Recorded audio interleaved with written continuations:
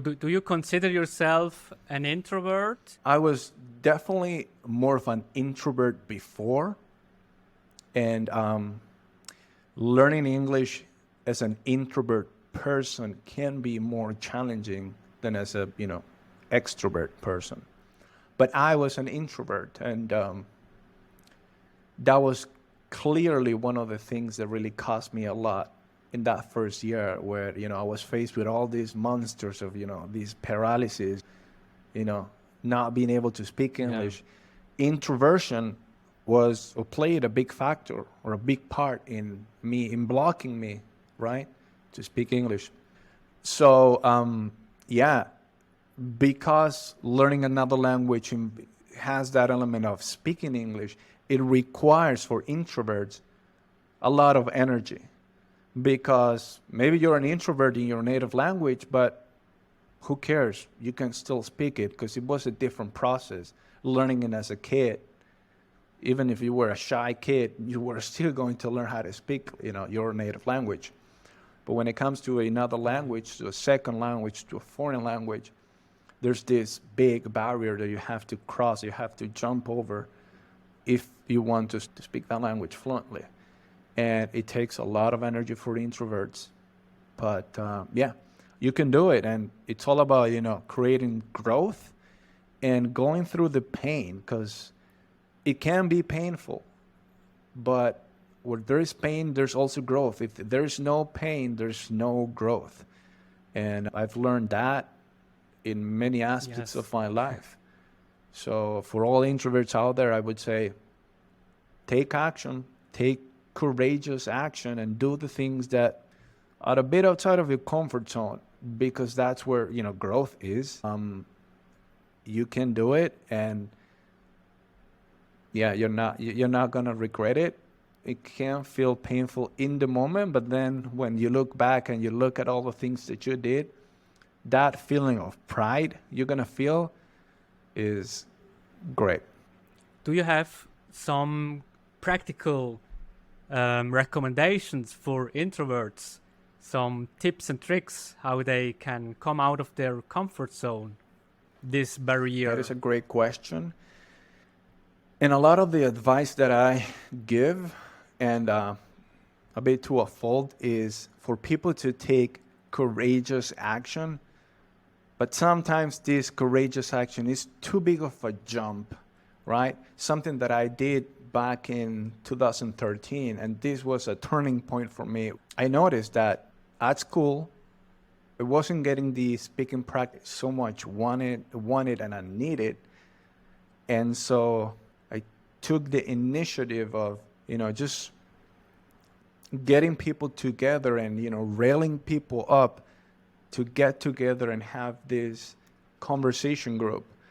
And I was the leader. And remember, I was an introvert, but by this time I had already kind of grown a little bit and become more courageous. And so I was at a point where I said, okay, people, hey, listen, we all want to learn English. We all want to speak English fluently. You guys are going to be English teachers. How can you live with the fact that you can't really speak English fluently? You can't really hold a conversation in English. And I was, this was probably like first year of the 4-year program at the university to become a teacher. But I was already feeling this urgency to start really doing something. Come on, guys, we need to speak English fluently and confidently. And I was trying to, get people excited. And this was one thing that I did. I started, organizing these weekly meetups. Every Saturdays we would get together, have some drinks in the morning, just share a mate, right? Argentinians are going to understand that, or maybe just a coffee or something. And just speak in English. I would gather a few questions and go through the list, thought-provocative questions, or, questions that were fun to answer. And yeah, I would get an hour, 90 minutes of speaking practice every week. And that is what really unlocked that fluency in me, and maybe even in a lot of the folks that came to those meetings. But that's just one thing. But I know it takes a lot of, leadership and initiative. So if whoever's listening to this, you feel that urgency of, I can't, I don't speak English as often or as frequently as I would like to. So ask yourself,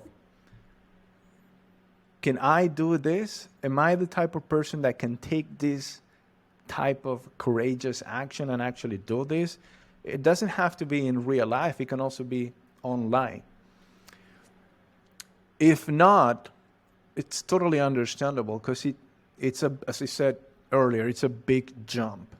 Start with something smaller. Just take an action that's going to put you in a situation where you are going to speak English, and just go little by little, baby steps.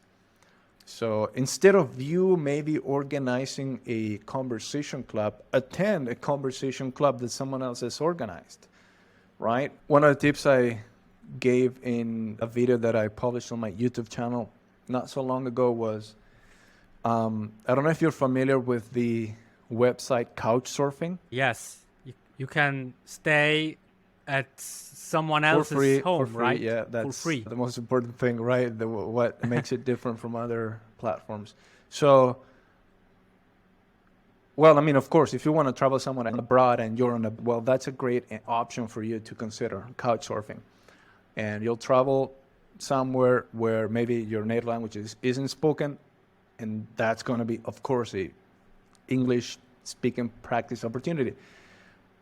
But that's just one thing, and the thing that I wanted to really emphasize is there is a community function there on Couchsurfing where people organize events. And a lot of times these are conversation clubs. So especially if you're in a bigger city, I'm sure there are going to be some events there.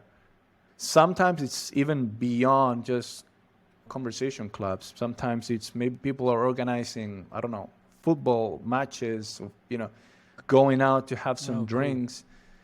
And obviously there are foreigners involved in there. And if these people come from other places and they don't speak Spanish or whatever the native language is, well, that's an opportunity for you to make friends and to speak English.